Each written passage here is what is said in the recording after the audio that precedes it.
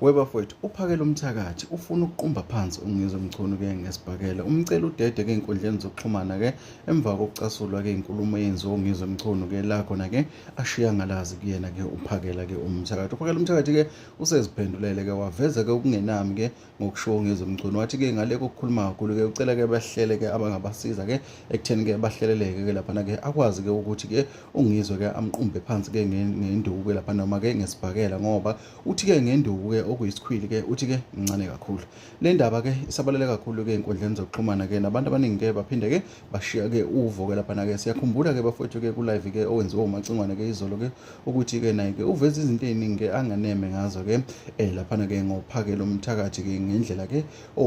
noma ke owakhuluma ngayo ke kwenye inkulumo ke owayishiya ke inkundleni zokuxhumana ungizwe ke uqhamuke naye ke wasephawula ngalolu daba ke wasekhwela adilika ke kuyona ke lensizwa ke yakwaNongoma ke edume ke ngomsizwa ke lapha ke njengoba ke isimcela ke udede ke ngesibhakela ke lapha ke icela ke uthi ke abangaba nolwazi ke lokuhlela kwesibhakela ke ufuna nje ungizwe mchunu ke ukuze ke bayiqede ke eyabo ke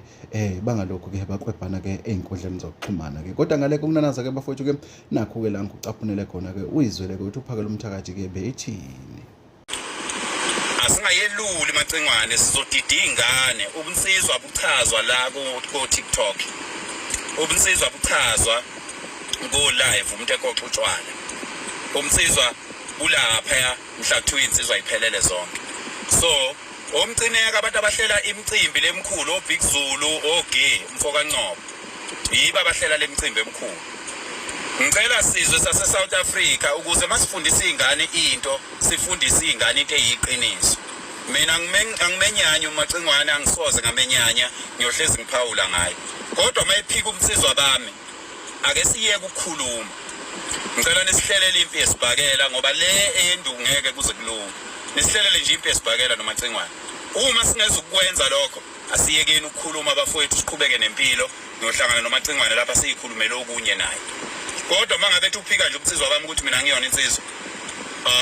ngithi mina lezi insizwa zakithi futhi mina ningangikhokheli nikhokhele yena mina ngizoyikhokhela mina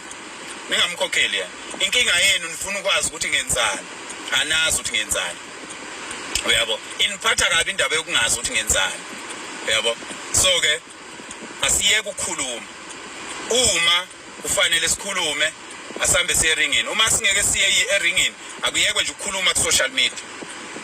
asiqhubeke nempilo sibonane lapha ezitolo sibingelelane sihlekane ngoba anginayo inhliziyo embi mina ngifuna nikwazi lokho